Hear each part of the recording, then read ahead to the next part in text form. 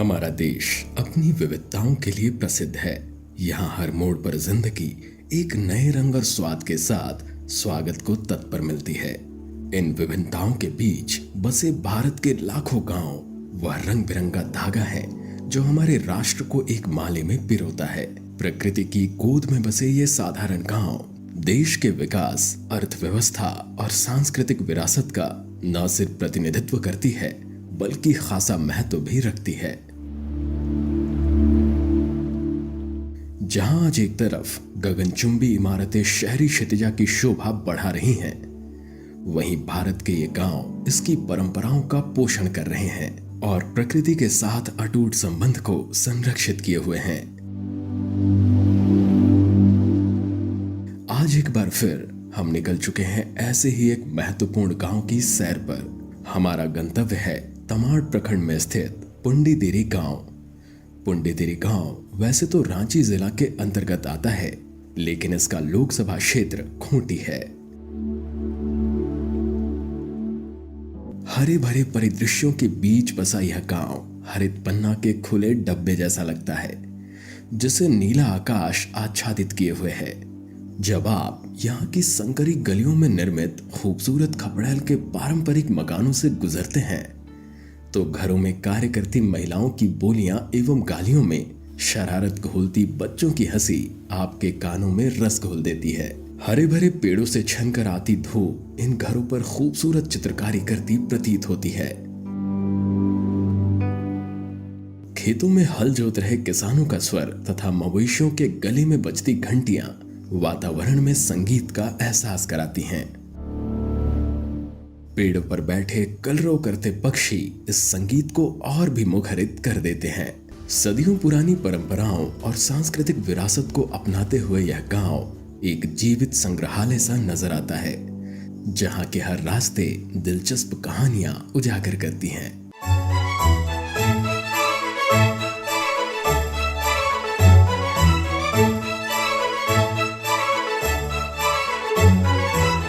बड़ा भोला, बड़ा सीधा, बड़ा सच्चा है, तेरे शहर से तो मेरा गांव अच्छा है। और इसीलिए हमने एक बार फिर से राजधानी को पीछे छोड़ दिया है और हम निकल चुके हैं झारखंड के गांव की ओर। हमारा उद्देश्य है यहाँ गांव की जो दिलचस्प कहानी है, जो कुछ भी विकास के कार्य यहाँ हुए हैं, वो सब हम आपके समक्ष ला सकें। आज हम तमाड़ होते हुए आ पहुँचे हैं पुंडीदेरी गाँव। ये जो गाँव है, इसे कुछ वर्ष पूर्व सांसद आदर्श ग्राम विकास योजना के तहत सांसद अर्जुन मुंडा ने गोद लिया था। इस कार्यक्रम का उद्देश्य रहा गांव के निर्माण और विकास हेतु काम करना।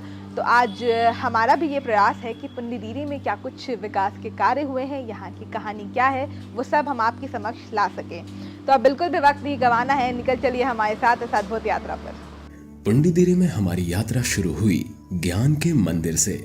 यहाँ निर्मित मध्य विद्यालय में गाँव के बच्चों को गुणवत्तापूर्ण शिक्षा मिल सके,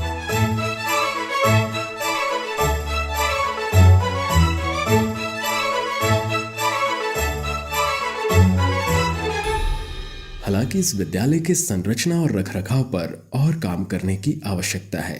हमारे स्कूल में 4 मेल टीचर है, 1 लेडीज टीचर है, एक उसमें से एक पारा शिक्षक है और 3 हम लोग गवर्नमेंट मेल में और फीमेल में एक गवर्नमेंट टीचर है। हमारे स्कूल में व्यवस्थाएं तो सब कुछ है, सिर्फ बाउंड्री नहीं है, नल लगा हुआ है, पानी की व्यवस्थाएं चल रहा है, बच्चे अच्छे हैं, सभी बच्चे क्लास आते हैं, टाइम टू टाइम आते हैं। और इस बार हमारे स्कूल से 2 बच्चे नवोदय के लिए फाइट किए हैं, जिसका नाम है साक्षी स्वासी और एक अवधेश स्वासी करके नाम है। दोनों बच्चे नवोदय निकाले हैं इस बार। उन बच्चों को हम बहुत बहुत बधाई देते हैं।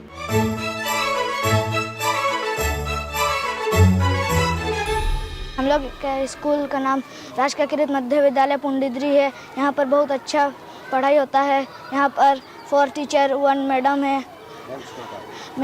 हम लोग का स्कूल का name community school just in time go to prayer just in and if you like to be my dear one would you like to be my dear one never throw waste on the ground give the teacher what you found right on paper on the ground if you like to be my dear one would you like to be my dear one. हमारे school में games होता है, chess खेलते हैं, ludo खेलते हैं, football खेलते हैं, क्रिकेट खेलते हैं। मेरा सबसे फेवरेट गेम है क्रिकेट। हमारा विद्यालय ग्रामीण क्षेत्र में स्थित है और बच्चों में अभी भी ग्रामीणों में शिक्षा के प्रति जागरूकता की आवश्यकता है। इसके बावजूद लगभग 70 to 80% बच्चे उपस्थित होते हैं। बच्चों में शिक्षा के प्रति रुचि है, वो लोग शिक्षकों के प्रति और विद्यालय के प्रति समर्पित भाव से शिक्षा ग्रहण कर रहे हैं और शिक्षकों के द्वारा भी यथासंभव प्रयास किया जा रहा है कि उनको अच्छी क्वालिटी की शिक्षा उपलब्ध हो। हमारा इस साल हमारा प्रयास रहा जिसके कारण हमारे विद्यालय से 2 बच्चों का चयन नवोदय विद्यालय के लिए हुआ है। बच्चों को सरकार के द्वारा जो भी सहायता उपलब्ध योजना का लाभ सभी मिल रहा है, जैसे कि मध्याह्न भोजन सुचारू रूप से हम लोग उपलब्ध करा रहे हैं। इसमें मध्याह्न भोजन में हमारा प्रयास होता है कि सभी पौष्टिक तत्वों का समावेश हो।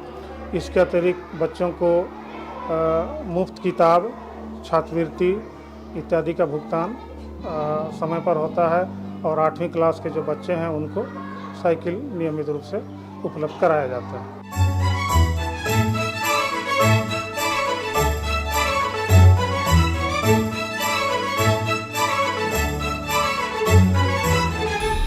विकास की कोई भी चर्चा बिना गुणवत्तापूर्ण शिक्षा के अधूरी है। हम फिलहाल कुल्ली दीदी के मध्य विद्यालय में उपस्थित हैं।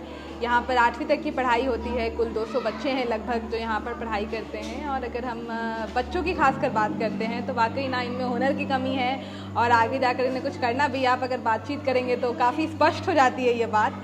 उसके साथ साथ अगर हम फैसिलिटीज़ की बात करें तो खैर टीचर्स यहाँ पर काफ़ी डेडिकेटेड है। 5 शिक्षक हैं, लेकिन 8वीं तक की अगर आप पढ़ाई करवा रहे हैं तो थोड़ी और शिक्षकों की यहाँ पे आवश्यकता है। खासकर अगर 2-3 शिक्षक और हो जाएंगे तो बच्चों की पढ़ाई पे ज़्यादा अच्छे से ध्यान दिया जा सकता है। अगर हम कुछ चुनौतियों की बात करें तो उसमें एक जो चुनौती थी वो है बाउंड्रीकरण को लेकर, क्योंकि यहाँ पर अगर हम सेफ्टी के पर्सपेक्टिव से भी बात करें तो बाउंड्री पर काम करने की ज़रूरत है। घेराव नहीं हुआ है स्कूल का, जिस कारण बागवानी भी नहीं हो पा रही है।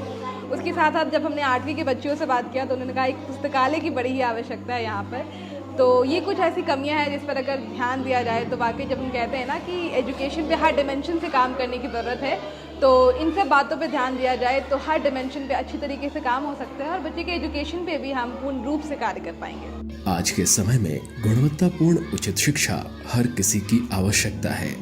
यहाँ गांव में स्कूल तो हैं, लेकिन कोई उच्चतर शिक्षण संस्थान नहीं है, जिसके परिणाम स्वरूप परिजनों को अपने बच्चों को शिक्षा के लिए गांव से बाहर भेजना पड़ता है। यहाँ शिक्षा के प्रति बच्चों की लगन दिल को छू जाती है। सही माहौल में थोड़ी और बेहतर संसाधनों की उपलब्धता इन्हें एक सुनहरा भविष्य दे सकती है। कृषि भारतीय अर्थव्यवस्था की रीढ़ है और साथ ही गांव में रोजगार का मुख्य साधन भी। पुंडीदिरी के अधिकतर ग्रामीण अपनी आजीविका के लिए खेती पर निर्भर हैं। यहाँ सिंचाई एक गंभीर समस्या है। कई ग्रामीण इस कारण दिहाड़ी मजदूरी करने को विवश हैं, किंतु अब वक्त के साथ पानी की समस्या को देखते हुए कुछ किसान आधुनिक तरीके अपना रहे हैं। इनमें शामिल है पॉली हाउस खेती। इस तकनीक का इस्तेमाल कर खेती कर रहे किसान बताते हैं कि इसके जरिए कम पानी का इस्तेमाल होता है और उनके पैदावार में भी बढ़ोतरी हुई है। और हम यहाँ पालक लगाते हैं, मूली लगाते हैं, धनिया पत्ता लगाते हैं और बीच में ही देखिए अभी यहाँ तो यहाँ लगाए हैं, ये बीम लगाए हैं। अभी ये वाला सीजन बीम में ना अच्छा दाम मिलता है, इसीलिए हम अभी बीम लगाए हैं। और धनिया पत्ता में भी अच्छा यहाँ मिलता है। पुदीना भी थोड़ा लगाए थे और बैगन लगाए हैं।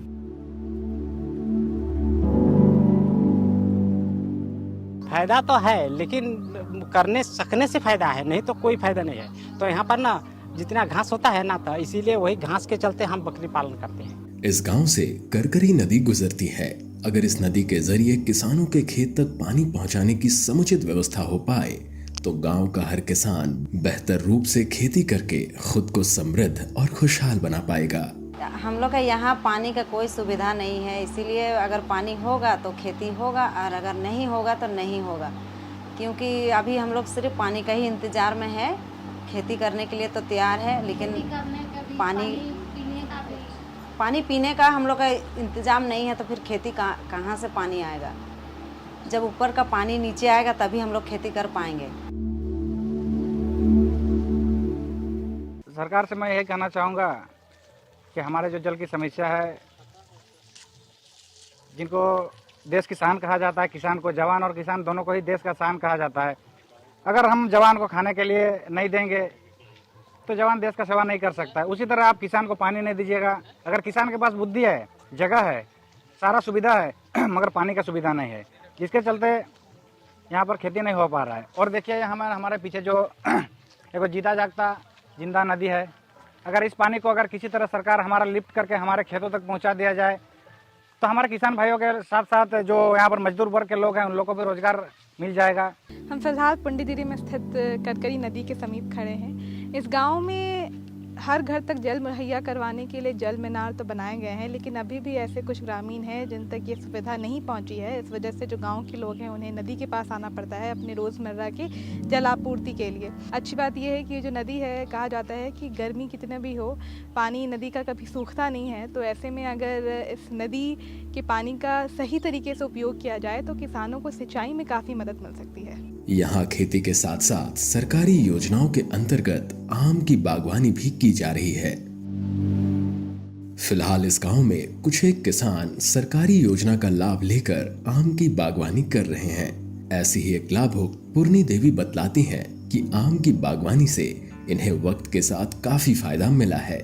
शुरुआत हम बागवानी लेने का बहुत मेरा मन था पहले से, और हम अपने से जाके लिए हैं बोल के।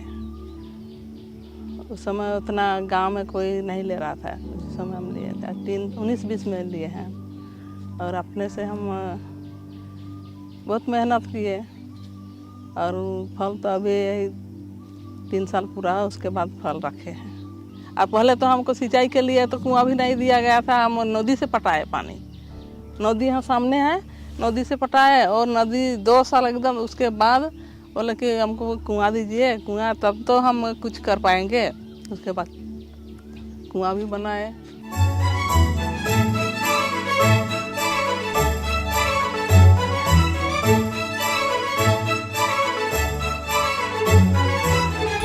बीते कुछ वर्षों में यहाँ मनरेगा के तहत विकास के विभिन्न पहलुओं पर काम किया गया है। खासकर अगर हम आम बागवानी की बात करें तो यहाँ कुछ ग्रामीण हैं जो फिलहाल आम बागवानी कर रहे हैं। उन्हीं में से एक ग्रामीण पूर्णी देवी के बगीचे में हम फिलहाल खड़े हैं। कुछ वर्ष पहले इन्हें मनरेगा के तहत आम के कुछ पौधे दिए गए थे, जिनका कि इन्होंने सफल रूप से फिलहाल बागवानी किया है। इसके साथ साथ JSLPS के साथ जुड़कर ये दीदी नर्सरी भी चला रही हैं, जिसमें कुछ ऐसे विभिन्न पौधे हैं जो ये लगाती हैं और उससे भी इनके आजीविका में काफ़ी सुधार हुआ है। अगर सिंचाई पर थोड़ा सरकार के द्वारा ध्यान दिया जाए तो आम बागवानी एक ऐसी एरिया है जिस पर ग्रामीण जुड़कर खासकर उनकी जो बंजर ज़मीन है उसका वो अच्छी तरीके से इस्तेमाल कर सकते हैं और रोज़गार का भी एक साधन उनके लिए ये बन जाएगा।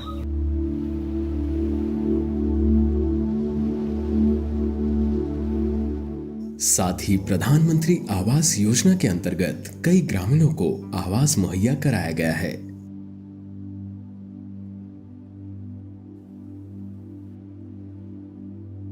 मेरा जो आवास मिला उसमें बहुत अच्छा सुविधा हुआ। मेरा घर रहने योग्य नहीं था तो मुझे भी थका हुआ था घर, तो ये आवास मिला तो बहुत अच्छा हुआ। वर्षा के दिन में सोने के लिए बहुत दिक्कत होता था।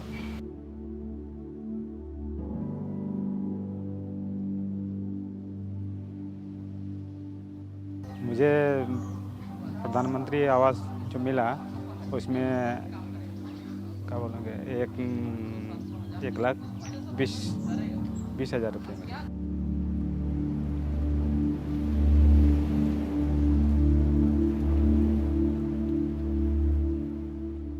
इस गांव में कई परिवारों को इस योजना के अंतर्गत आवास दिया गया है।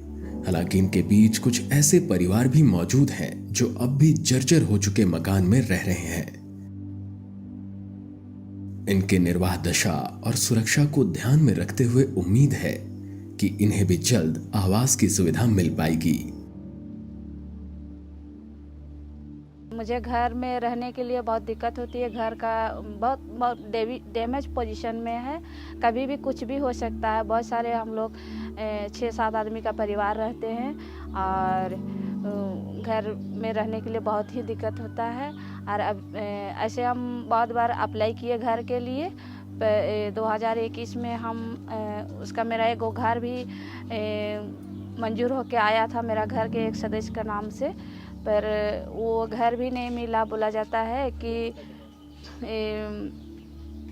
पहले का आवाज़ जो हुआ था उन लोग का पूरा नहीं हुआ है, तो अभी नहीं मिलेगा बोल के बोला जा रहा है। परेशानी हो रही, कभी भी कुछ भी दुर्घटना कुआं में या घर में हो सकता है। हम लोग का किसी दिन भी हम लोग का कुछ भी हो सकता है, इसलिए हमको तत्काल कुआं और घर मेरा बनना चाहिए। घरों के दरवाजों पर बंधे मवेशी ग्रामीण जिंदगी के पूरक होते हैं। यहाँ कुछ एक परिवार द्वारा पशुपालन किया जाता है। कुछ ऐसे घर हैं जहाँ सरकारी योजना के अंतर्गत किसानों को अनुदान पर बकरियां दी गई हैं।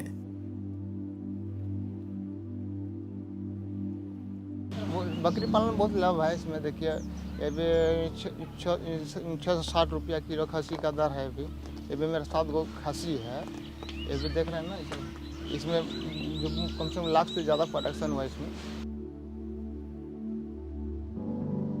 इस क्षेत्र में कदम रखकर इन किसानों को अच्छी सफलता मिली है।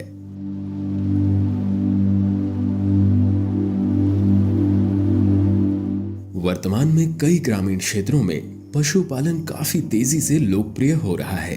कम लागत में बढ़िया मुनाफे की वजह से लोग इस व्यवसाय में ज्यादा दिलचस्पी दिखा रहे हैं। कम आबादी, बड़ी जगह और संसाधनों की मौजूदगी के चलते पशुपालन व्यवसाय गांव की दशा और दिशा बदलने में सक्षम है। अगर पुंडीदिरी में किसानों के बीच पशुपालन को बढ़ावा दिया जाए तो इससे काफी परिवार लाभान्वित हो सकते हैं। गांव में एक हेल्थ एंड वेलनेस सेंटर भी मौजूद है, किंतु ग्रामीणों का कहना है कि सेंटर में नियमित सेवा नहीं दी जाती है। हफ्ते में एक आध दिन ही यह सेंटर खुलता है। गांव में जो स्वास्थ्य केंद्र बना हुआ है उसमें डॉक्टर का व्यवस्था नहीं है। सप्ताह में कभी कभी एनएम लोग आती है और बस उसी के भरोसे चल रहा है, तो उनको भी थोड़ा दुरुस्त करने का चीज़ है। अगर मान लीजिए कल के दिन हमारे यहाँ किसी भी प्रकार का पेशेंट को दिक्कत होता है तो तुरंत हमें तमाड़ या बुंडू या फिर रांची ले जाना पड़ता है। अगर फास्ट ट्रीटमेंट अगर हमारे यहाँ तक अगर हो जाए तो कुछ देर तक राहत हो सकता है और हम आसानी से और आराम से उन लोगों को हॉस्पिटल तक ले जा सकते हैं। हमारे यहाँ जो हमारा मुख्य मार्ग है वो भी बहुत जर्जर हो चुका है। इसमें भी हमारे माननीय सांसद महोदय को मैं ध्यान आकृष्ट कराना चाहूँगा कि हमारे दोस्त को भी दुरुस्त कर दिया जाए। और अगर कभी आपात चिकित्सा की आवश्यकता पड़ी और क्लिनिक बंद हुआ तो मरीज को इलाज के हेतु गांव के बाहर काफी दूर ले जाना पड़ता है।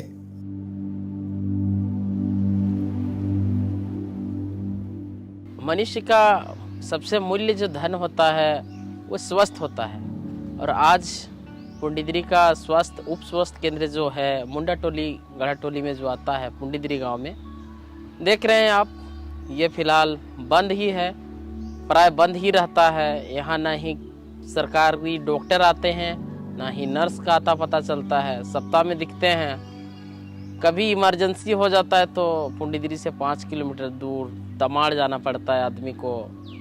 और बरसात का सीज़न में काफ़ी दिक्कतों का सामना करना पड़ता है। यहाँ से 5 किलोमीटर जिसके पास गाड़ी मोटरसाइकिल है वो तो आराम से चला जाता है, लेकिन जो गरीब आदमी हैं वो कहाँ से भाड़ा करके जाएंगे, इस हालत में रहते हैं। और जब सरकार की योजना है कि हर एक पंचायत के अंतर्गत बहुत सारे उप स्वास्थ्य केंद्र की निर्माण कराया गया है, तो ये बंद पड़ा रहने के लिए नहीं कराया गया है। तो मैं आग्रह करना चाहता हूँ सरकार के स्वास्थ्य विभाग को कि आप एक बार जागे और जाग के दौड़ के आइए हम लोग का पुंडीदिरी गांव और यहाँ की स्वास्थ्य व्यवस्था को पहल बना के रखिए।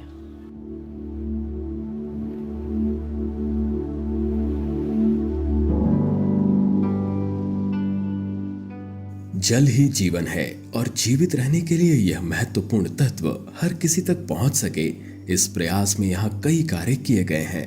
इनमें शामिल है सौर जल आधारित पेयजल आपूर्ति योजना, एवं हर घर नल योजना। हालांकि इस गांव के कुछ टोलों तक अभी भी यह योजना नहीं पहुंच पाई है, जिस कारण इन्हें पानी संबंधित कार्यों के निर्वहन हेतु करकरी नदी तक जाना पड़ता है।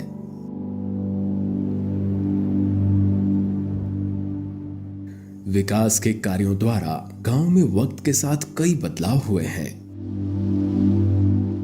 प्रधानमंत्री ग्राम सड़क योजना के माध्यम से सड़कें शहर की सीमा लांघकर इस गांव तक पहुंची हैं।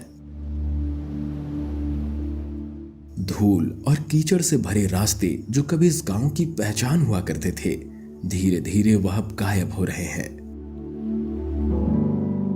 हालांकि इस योजना का अभी भी गांव के कई टोलों और रूणकारी मैदान तक पहुंचना बाकी है।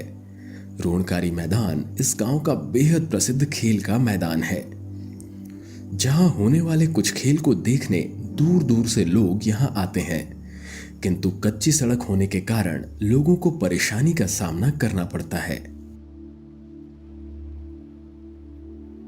जैसे कि आप देख रहे हैं, ये सांसद आदर्श ग्राम पुंडीदरी है और ये पुंडीदरी का एकमात्र ग्राउंड ऐतिहासिक मैदान रूंकाड़ी मैदान, मेरे पीछे जो देख रहे हैं आप, ऐतिहासिक मैदान रूंकाड़ी मैदान है।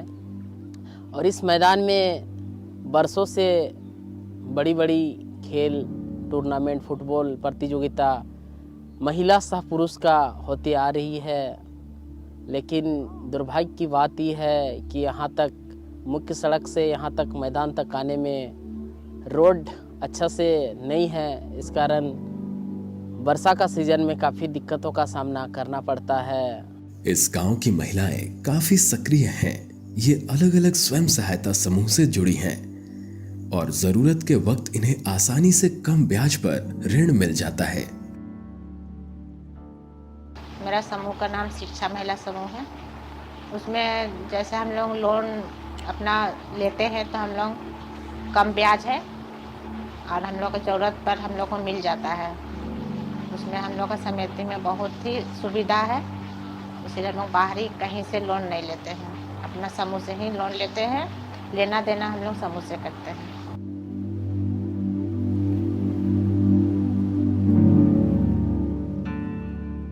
बातचीत के दौरान इन्होंने बताया कि यहाँ इनके लिए रोजगार का कोई साधन मौजूद नहीं है। इन सब का कहना है कि अगर सरकार द्वारा इन्हें उचित मार्गदर्शन और सहयोग मिल सके तो यह रोजगार से जुड़कर अपने जीवन स्तर में सुधार ला सकेंगी। रोजगार का कोई साधन नहीं है हम लोग का। यहाँ तो हम लोग को कुछ भी बनाने का मिलता तो हम लोग बनाते हैं। जैसा ईटा भट्टा हम लोग का तो 6 महीना से ज़्यादा नहीं चलता है ना, उसके बाद 6 महीना हम लोग बेरोजगार हैं, तो उसके लिए हम लोग को सरकार तरफ से कुछ भी सुविधा मिलता तो हम लोग उसका समाधान करते हैं।